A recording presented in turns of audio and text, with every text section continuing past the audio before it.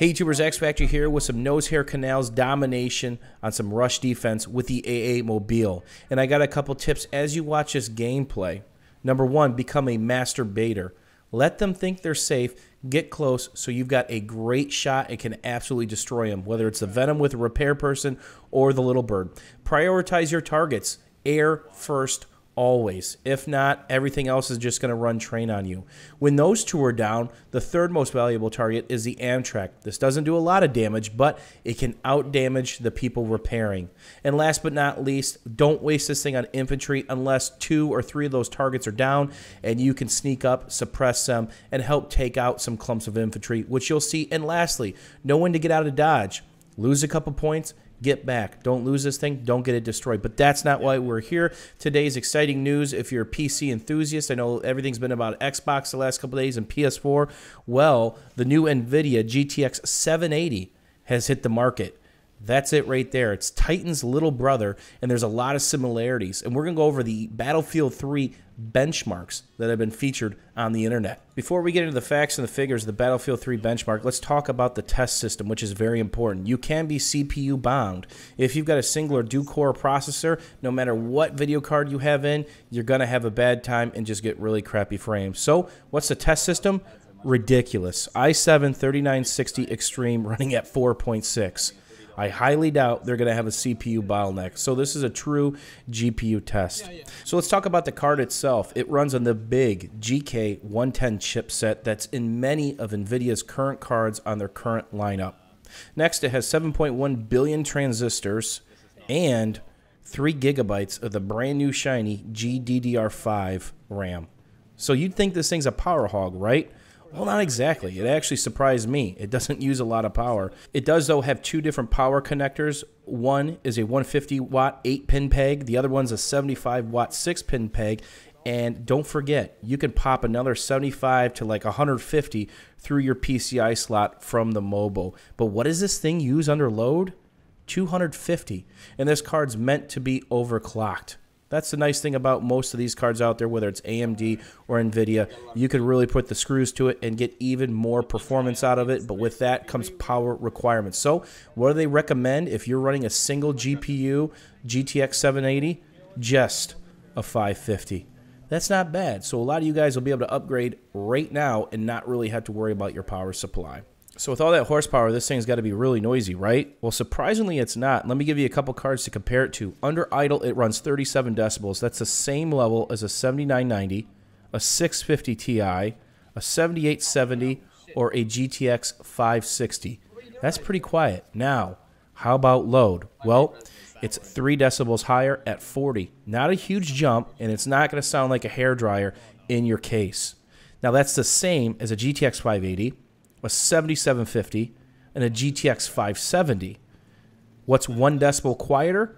A 7770 or a 6790. So it's right there in range with a lot of the higher end cards out there on the market now. So you don't have to worry about putting some cyclone of a hairdryer in there to get that added performance. And here you see me working on the Amtrak, helping out the rest of the team because it's behind the bomb in a bad spot. And I'm going to rock back and forth. But as soon as the air rolls in, I've really got to pull off and work on that. For the Battlefield 3 benchmark, they use Operation Swordbreaker in campaign mode, which is brutal on the GPU.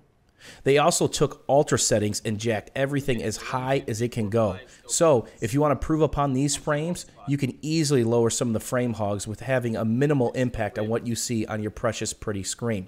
And as we see, the Titan whooped everybody, but it should. It's a $1,000 card, and in my opinion, overpriced for the numbers it was putting out. The 780 is right on its heels.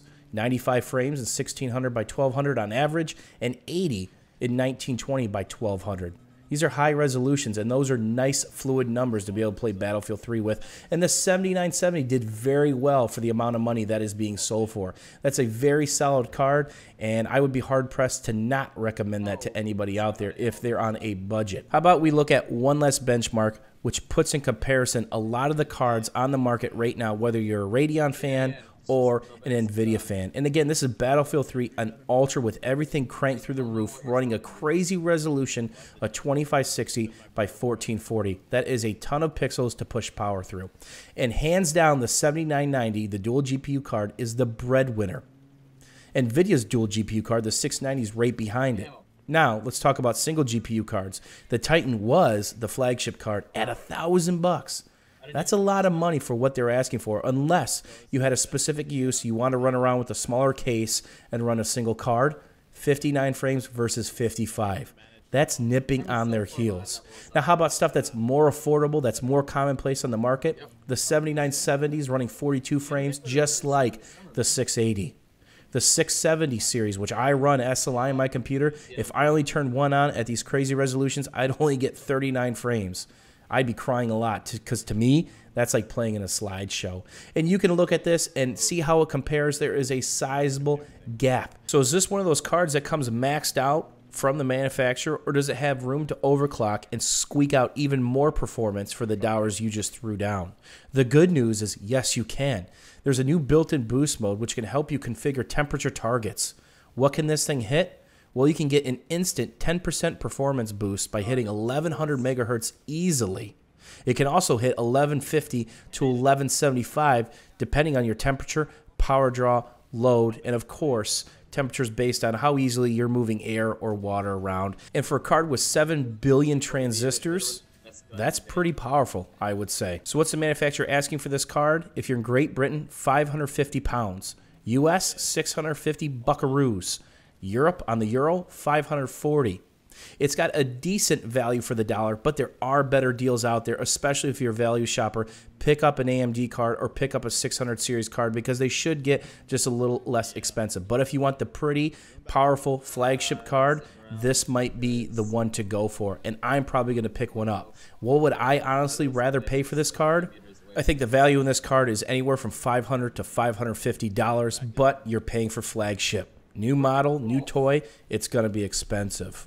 If you have any questions or comments, don't forget to leave them below, and I will link a couple reviews so you can read up on how this card does on your own terms compared to everything else in the market.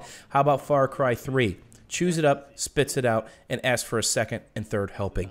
Hopefully you guys enjoyed this gameplay and sort of mild review. If you have any questions or comments, don't forget to leave them below. If you had a little fun with us today or learned something with the AA Mobile of Death, don't forget about them double thumbs up. We'll see you soon, YouTube.